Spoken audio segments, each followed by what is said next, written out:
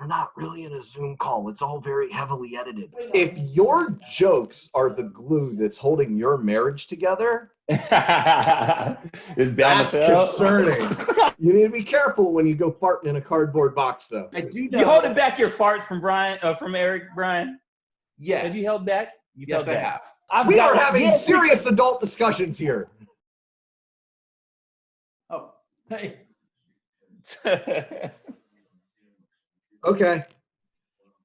So Brian's upside down. You may wonder why I'm upside down. Yes. Sure, I guess. At least feign interest. Today's episode is brought to you by Dad Jokes. Oh, wow. Ah, okay. Of jokes I heard this week, and I wanted to get your thoughts on them as fellow dads. Sure. Why can you not find a camel in the desert? Why can you not find a camel? Or why is it hard to find a camel in the desert? They have camouflage. Dog, come on, man. You didn't even give me a chance to come up with an answer. That's a good one, though. No. You don't like it? I like it. I'm a big fan of dad jokes, so I can appreciate that. All right. One more camel one. It's on theme, I guess. No. All right. We usually post these on Wednesdays, so that's why the camel jokes hump day. All right. What do you call a camel with no humps? Camel with no hump. I know this one.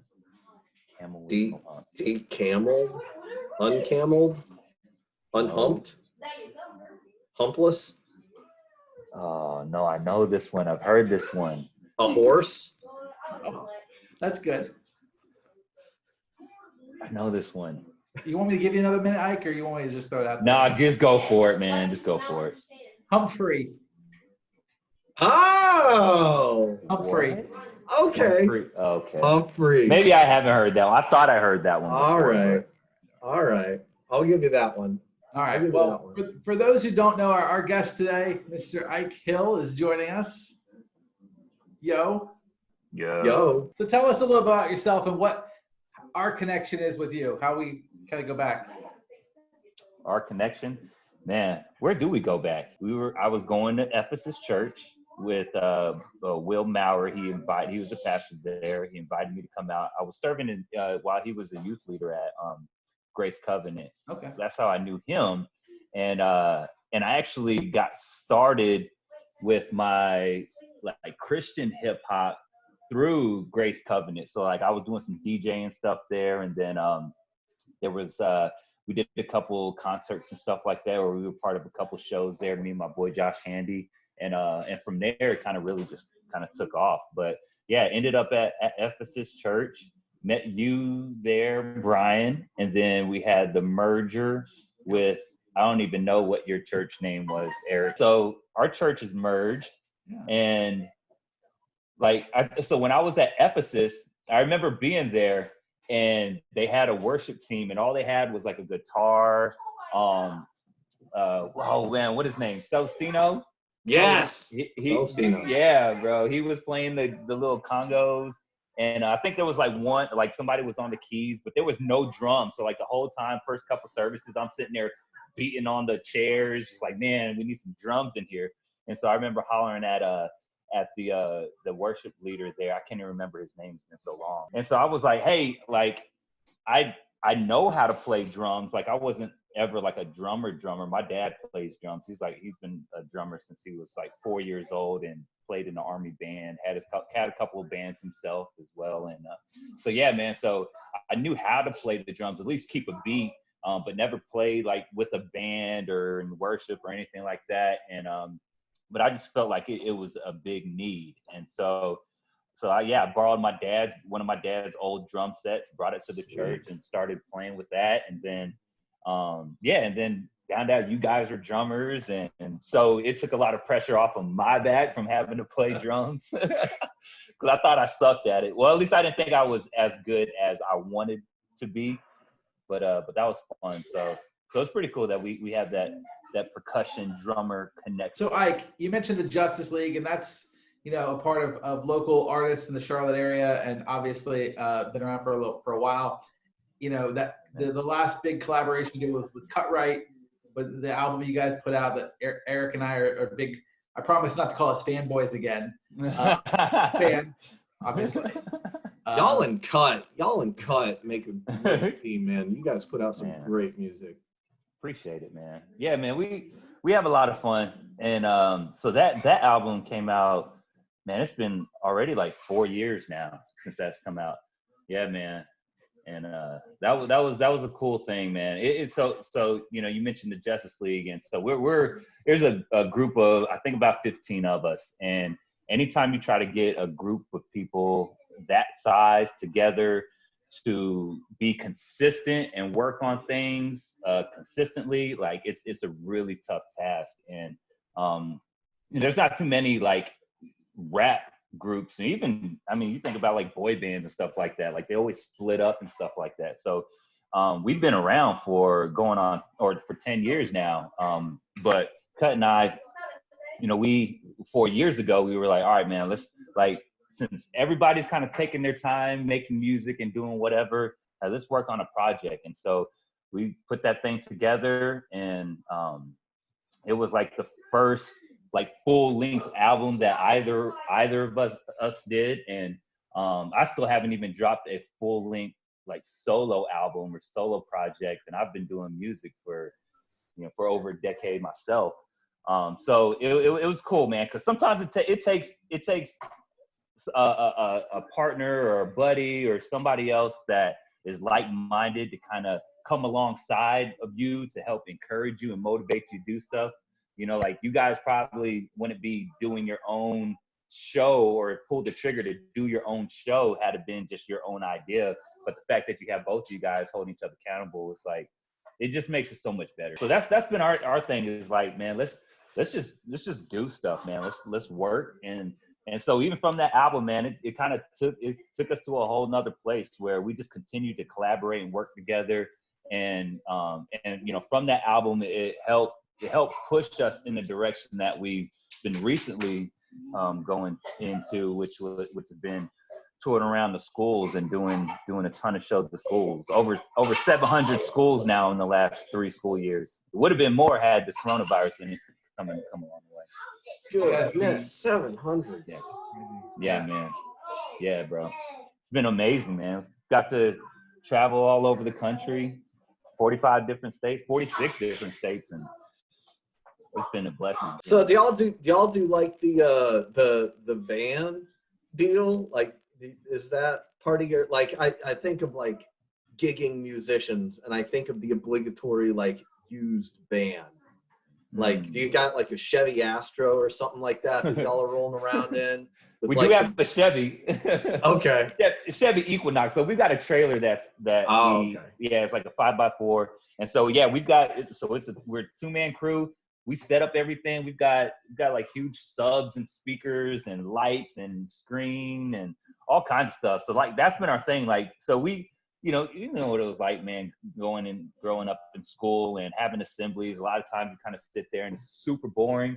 And so because we've been used to throwing our own concerts, we were like, man, we're gonna just do a whole concert experience for these schools. And so man, we bring in the whole 9 yards. That's good thinking. Yeah, man. And it just it blows everybody away. And speaking of kids, and I guess we're on the topic of jokes, like, at what age did your kids start? Did your kids start like trying to tell jokes? Because I know that I've had friends, and they, like, Adam tries to tell jokes, but his jokes they make no sense. He's 7, so he's just putting random words together, and he thinks it's hilarious. Yeah. Like, at what point do they start trying to be funny? You know what I'm saying? Like, man, I think, well, my kids, they probably started like young. I would say, right around like 4 years old or so, they start really trying to crack jokes.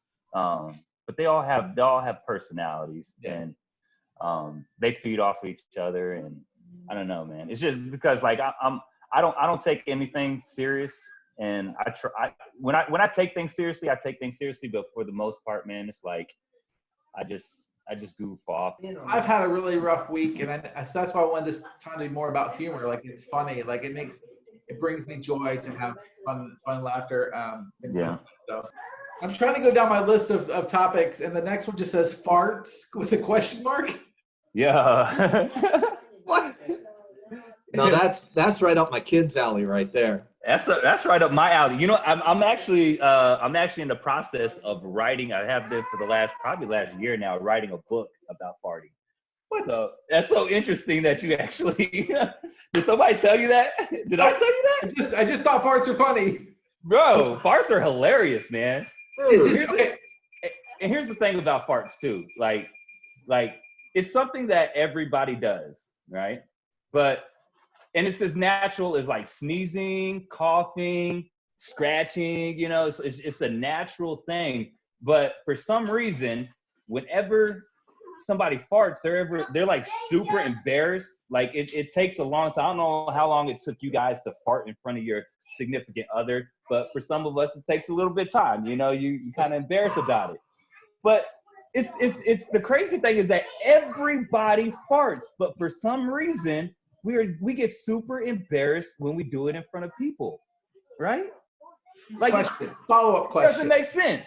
And so when it comes down to it, it's all about a confidence thing. So my book is called Everybody Farts, and each chapter is on a different type of fart, like silent but deadly. Oh. Yeah. You got the shart in there, you know. And so when you think about it, there's different types of farts, right? And so there's different types of people. Everybody's unique in their own kind of way, but at the core, we're all the same.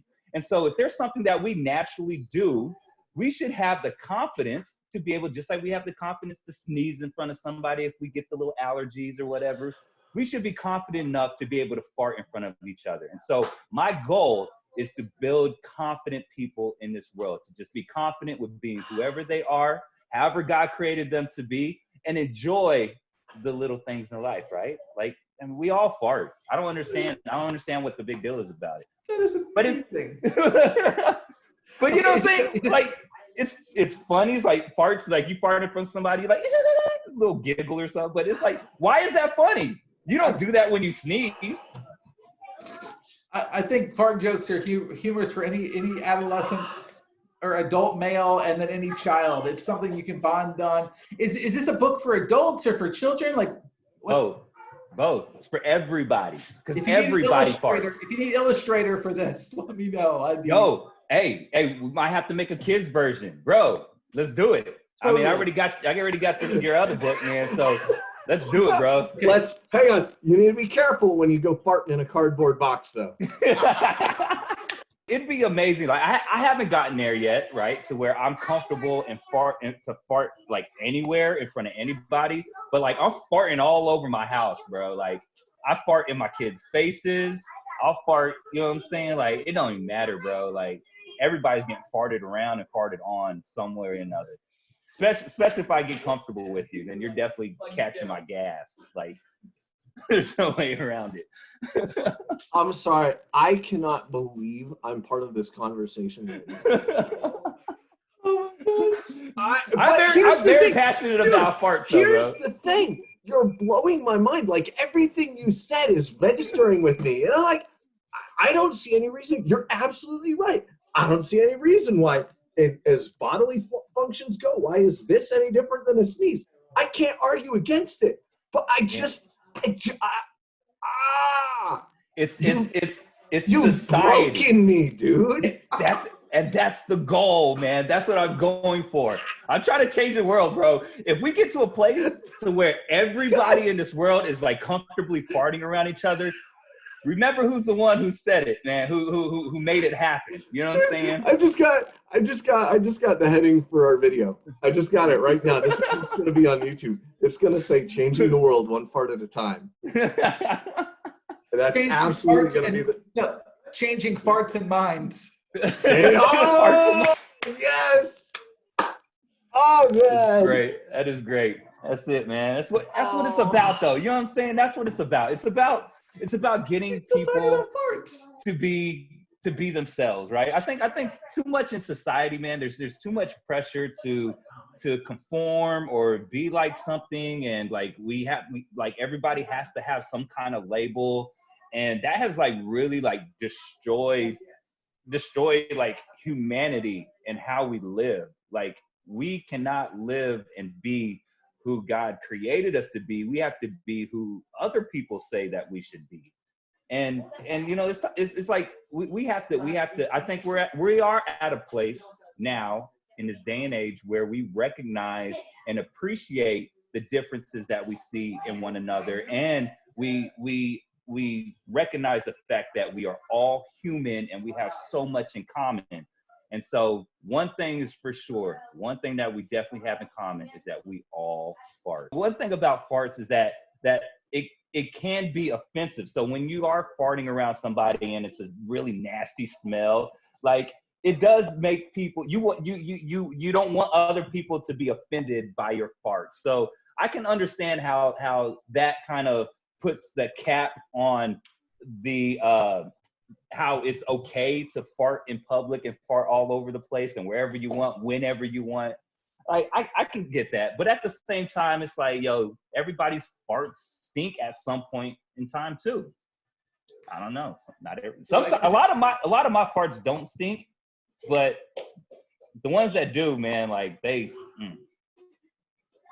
wrong. I'm sorry. That's TMI.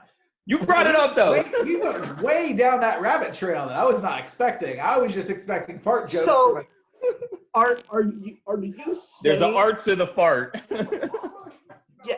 Are you saying that farts are like fingerprints? They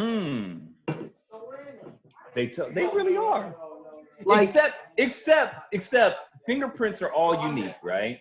Yeah. I mean, there are certain farts, like you can classify like a handful of different types of farts, right? Like the silent but deadly. Right. All right. But is it like how everybody, like, there are certain people, I could recognize them by the way they sneeze. Like, does the same hold true for farts? Like, would you be able to recognize somebody by the way they fart, either audibly or vis-a-vis the aroma? Oh, you know what? Maybe the aroma. The sound, maybe not, but maybe the aroma. Yeah, because there are some people that do have it. Wouldn't that depend on what you eat, though? I don't know. No, I don't think so. Because I've been on the road with. That's Cut, true. You're right? probably know. Yeah. So I've been on the road with him a lot, and his farts, they have a distinct smell. Like it's like, I don't know. It's like almost like a metallic type of stench. I don't know. It's like a nasty metallic, garbage disposal. I don't know. Rusted pipes, like rusted pipes. Yeah, We need to make sure we tag Cut in this video. Yeah. He may need to defend himself. This episode will never be monetized. Ever. So yeah, I think some people probably have a distinct smell, but I don't know. You'd have to really spend a lot of time with that person and catch enough whiffs of their gas to really figure it out. So how would you figure that out though? Like, how would you classify? I guess you would have to like smell enough of somebody's fart and like analyze it and like write it down and really just kind of like break down, like I can break down Cut's fart to a distinct type of smell. I think you'd have to like gather enough data from an individual to really come up. And I mean, you're absolutely right. And I don't know how you would quantify that, because just like you're talking about in your book, like nobody is open enough with their farts. Like, how would you get a consistent sampling? Yeah.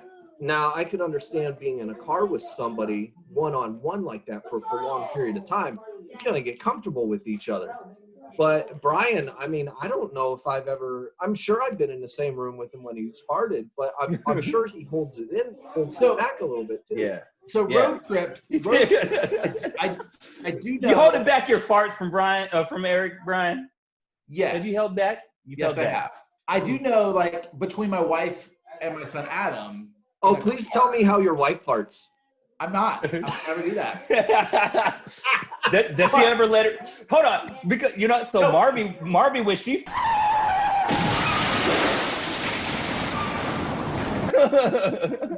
Wow. So that happened. You've lived in other countries. Do you think culture and the food dictates this as well? Yeah. Oh, totally.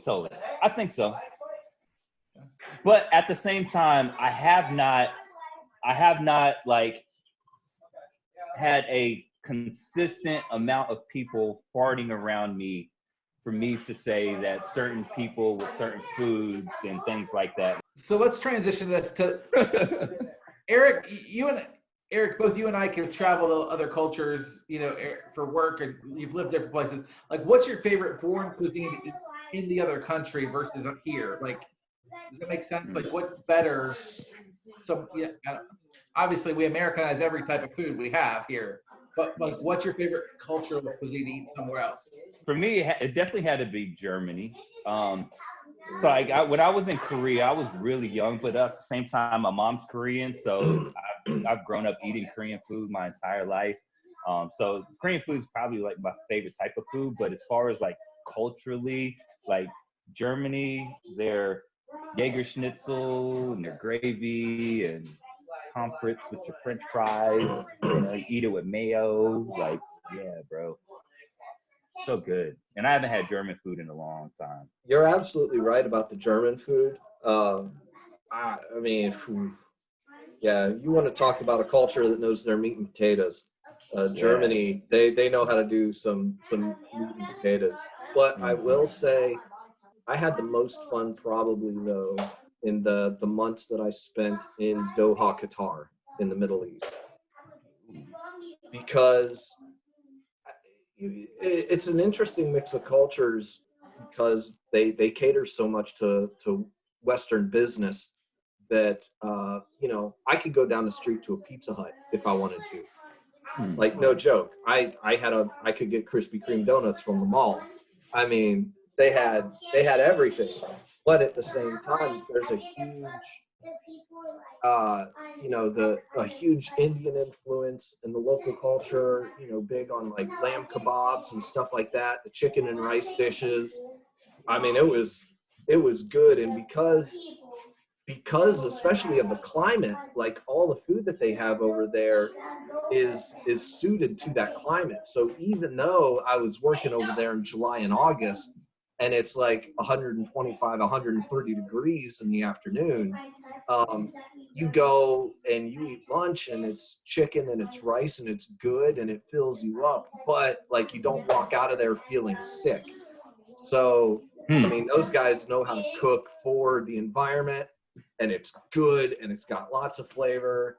And then if you feel like going to get a hamburger after you get off work, then you can go to the Fuddruckers and get a. I haven't traveled a lot internationally. The only other countries I've been to were on like mission trips at work. So like Nicaragua and Cuba. I will say the Cuban coffee and stuff was just the best thing I've ever had in my life. That was amazing. But yeah, cultural food though. I am a potatoes guy, so I definitely would stick with that kind of thing. But I think that I think the weirdest thing I had was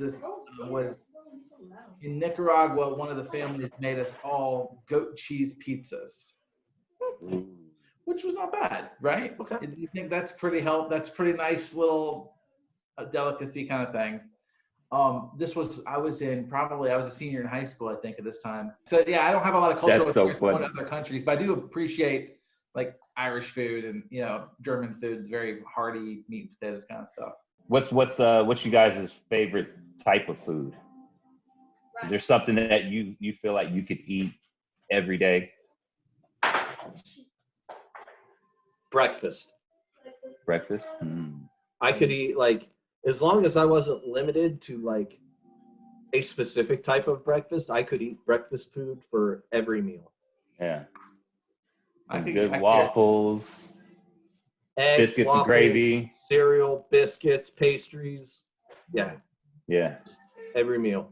I get really creative with breakfast. I can take the same 4 ingredients, some sort of potato, eggs, bacon or sausage, and cheese, and make 1,200 different things. I've gotten really creative with it. Is that a dad thing? Because I got it, like, I feel like I got it from my dad. Like, that's what I remember as a kid. Like, it was that night, dad was going to make breakfast for dinner, and it was a big treat for everybody. Like, is that a dad thing? And breakfast almost seems like this, like, it's the least amount of thinking you have to put together like a nice big meal. Yeah. Right? Like when you start cooking chicken and all this kind of stuff, it's almost like I'm always having to pull up Google and like, all right, what temperature do I need to set this on and how long? And, you know, you're trying to make sure you figure out what kind of spices and things. But it's like, yo, pancakes, you know it. Waffles, you know it. You know what I'm saying? Eggs, scramble, whatever. Whoa, it's like, you don't even have to whoa. think. Are you using a box mix or are you making it from scratch? Oh, box all day, bro. Like, see, I gotta bust out the cookbook because we make that stuff really from scratch. Yes. Oh, see, that's too much. That's taking breakfast to a whole nother level. Like breakfast is one of those meals where it's like you have a certain small window. If you're gonna be eating in the morning, you have like a small window. As where dinner, you have like all day to plan out, and you could start a little bit early. Oh, like yeah. During the week, I am not busting out mixing bowls to make waffles in the morning before I go to work. No. I'm eating a bowl of Cheerios all day long for that. Yeah. But the mix Aaron's gluten-free, and I've learned to adapt to that a lot of things. I will say the Aldi gluten-free pancake and waffle mix. Back to Aldi. Oh, back to Aldi. Come on, Aldi. You've got to hook us up. Come on, this is the second week. I have been because we have so many kids, like we've got an army of 20 kids. Like they actually make pre-packaged frozen pancakes like they do Eggos. I don't know if you guys are up on that. Yeah, they're not the same, but they get the job done. They get the job done. And you French toast sticks. French toast sticks, yeah. Like you really can't go wrong with any kind of breakfast, man. Like cheap, quick, fat, it doesn't matter. Like that's how they get you to stay in certain hotels. They give you a free breakfast. Now, that's the thing about the quarantines is I miss buffets. Oh my God, you're right, bro. What? I've never been much for buffets. Oh, yo, it's a consistent thing for us, man. Yeah. Like I do remember as probably as far back as maybe high school. It was a treat every once in a while. We treat ourselves to the Golden Corral. Oh yeah. It's about volume at that point. It's not about quality. No. Volume. My wife and I were just talking about this the other week, and it must have been my grandparents and my parents and stuff like that would be like, we have to go to the buffet at 4:00 for dinner because you pay the lunch price, but then they start bringing out the dinner stuff after this is the first course. Yeah. Now, I will say, speaking of being on the road, the town that I grew up in, at least through like middle school and high school, and they actually had something written up for them in some sort of like diners, like some dive food magazine. The place that you got fried chicken in my hometown was the gas station. Yeah, you can't go wrong with gas station fried chicken, man. Well, hang on. You can. You got to be real careful with that. That's a fine line. Yeah. But but some of the best fried chicken does come out of a gas station. Legit gas station fried chicken out there. And you know what? I don't even know if they're still around, but I'll shout out Nick's Pick Kwik. Nick's Pick Kwik was like, that was the fried chicken that you ate. Yeah, in high school, there was a place up in Allegheny County, up in the mountains, up in Sparta, right down the street from the school, and you get the fried chicken, and they had the taters, which were just like the fried wedges. Yeah. Wedges. Yeah. Is there any other type to eat with fried chicken? Mm-mm. No. That's the only. Especially not at a gas station. Not at a gas station. Oh yeah, no. That's the only type of potatoes you're really getting. Oh yeah, absolutely. Do you think that birthed the Sheets QT movement? The what movement? Like The the sheets gas stations that have. Oh, food. sheets. The Oh. gaseterias, the gasterons. Hmm. I don't know. So I mean that now I will say that when you're doing long hauls on the road, like those things are oasis. Those things are an oasis. If it's late or you're in the middle of nowhere, I mean, Yeah. I found myself being, doing business trips and stuff like that where I'm driving, like it's not quite far enough that the company is willing to fly me, but it's still like a 6-hour hike. Man, if I'm just going and I'm like, I don't know what to do. Hey, it's a QT. Yeah, I can get something there. Because my big thing, especially with the QT, we don't do so many sheets in the Southeast, but QT is pretty much everywhere now. Yeah. I always know that they'll at least have clean bathrooms. Oh, yeah. Yeah. So if your farts are starting to tell you something, you got to start looking for a QT. Yeah. Do you, speaking of which, using a gas station bathroom, do you guys have like a technique for using a public restroom that's kind of suspect? Whoa. It's kind of scary, right? Yeah. But if I have to go, like really go, I don't know how many people do this, but it seems like a simple hack for anybody to do. Just take a ton of toilet paper, because for some reason I think toilets in a gas station, I feel like those things, like you can put anything in there and it'll flush, right? Well, and I don't know, I could be wrong, but because I've gone to somewhere, he's like, yo, why is this still in here?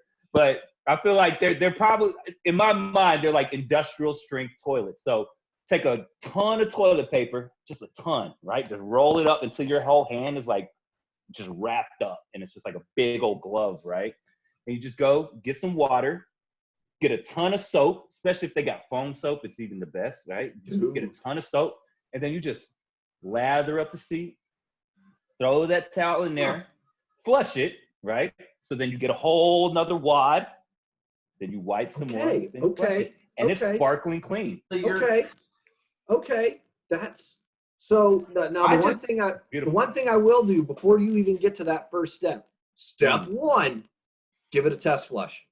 I never get a test flush. Give it a test flush. You gotta make sure that the water pressure is there to be able to get rid of whatever you're about to send it. Yeah. And you got to make sure you use your feet too, man. I don't know. Oh God, yeah. Oh yeah. No. Yeah.